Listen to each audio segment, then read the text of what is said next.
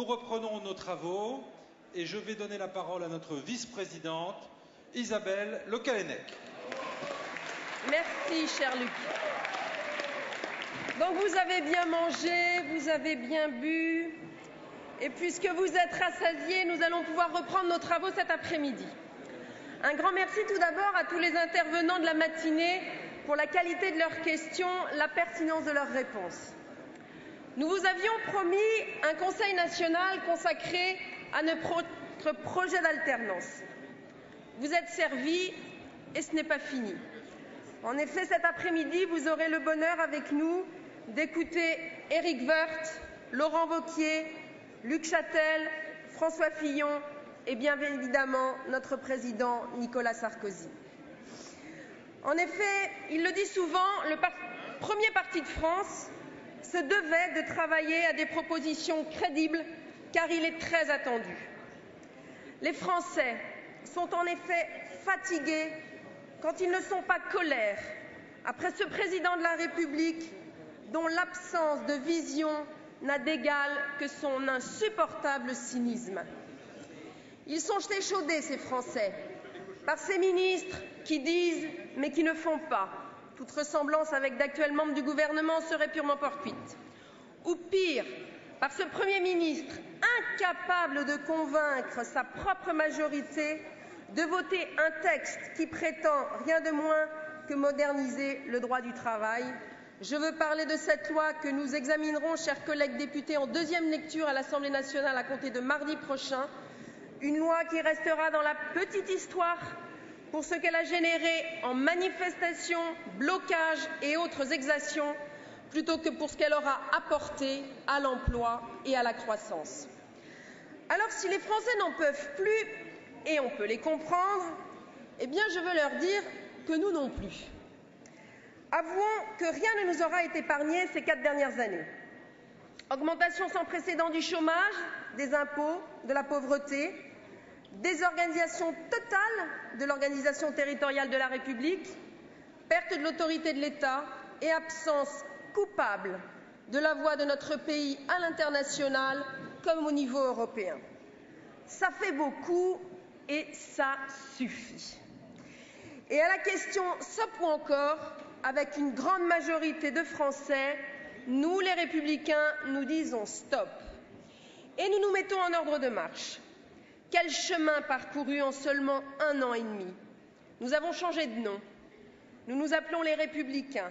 Ce nom nous oblige. Nous portons les valeurs de liberté, d'égalité et de fraternité. Ça a été dit ce matin, la France ne doit rien céder sur ces valeurs. Nous avons le devoir de les faire vivre au quotidien. Nous avons renoué avec les adhérents. Les Républicains sont la première force politique avec plus de 300 000 adhérents. Nous avons enregistré des victoires à toutes les élections. Et oui, être le premier parti de France, c'est bien, mais c'est encore mieux quand les candidats qui portent nos couleurs fièrement gagnent les élections. Depuis 2012, nous avons remporté 18 élections législatives partielles sur 22. Nous sommes à la tête de 60% des départements et de 8 régions sur 13. Si la France ne va pas mieux, nous, si. Les comptes se redressent grâce à la détermination toute diplomatique de notre trésorier national Daniel Fasquelle. Notre famille politique a bâti son projet d'alternance grâce au travail énorme et sans relâche d'Éric Woerth, notre délégué général au projet. Et enfin, la commission d'investiture a investi 90% de nos candidats aux élections législatives de 2017. Alors oui, chers amis, nous les Républicains, nous avons mis à profit ces derniers mois pour travailler à la réaffirmation de nos valeurs.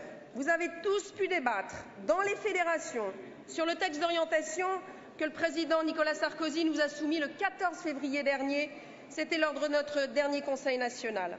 À la production de nos propositions, vous avez pu vous exprimer après chaque réunion de travail thématique.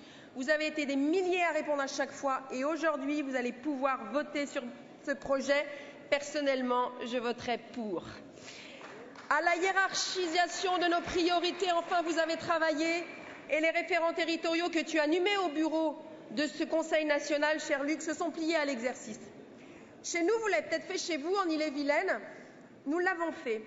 Et tu nous as interrogés, cher Luc, sur nos priorités. Que retiennent-ils comme thème prioritaire chez nous en Ille-et-Vilaine et donc en Bretagne? Dans l'ordre, l'emploi, sachant que le chômage reste la première des inégalités sociales dans notre pays.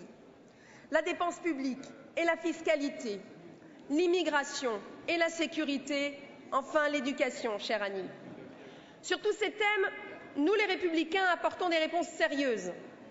Mais nous devons aller plus loin et répondre collectivement aux 3 questions qui nous ont été posées pas plus tard que ce mercredi au cours de la réunion sur les institutions. Que veut-on faire? C'est la question du sens que l'on donne à notre action. Qui va le faire? C'est la question de l'équipe qui va la mettre en œuvre. Comment va-t-on le faire? C'est la question de l'organisation et des moyens qui vont être mis en place. Dans moins de 5 mois, nous nous serons choisis un candidat à l'issue des primaires ouvertes de la droite et du centre. Dès le 28 novembre, nous serons tous des soutiens actifs de notre héros avec un H. D'ici la présidentielle de 2017, je ne doute pas que notre famille politique rassemblée aura convaincu sur son projet, sur son équipe et sur les moyens. Mais pour cela, nous avons besoin de vous et pour cela, vous pouvez compter sur nous. Je vous remercie.